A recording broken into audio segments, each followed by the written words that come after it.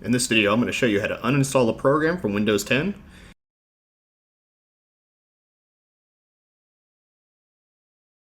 We can use two different methods here. One is through Control Panel, and then I'm going to show you a shortcut how to get to the Programs menu.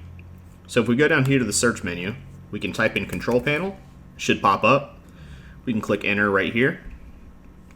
Right now you see some options on the screen. What we want to do is go under the Programs menu and then uninstall a program. And we have a list of programs here. Now I'm going to go ahead and just uninstall this Dell update. We can right click and uninstall, or the option pops up right here. So I'm going to go ahead and click uninstall. And then we're going to go ahead and say yes to this prompt.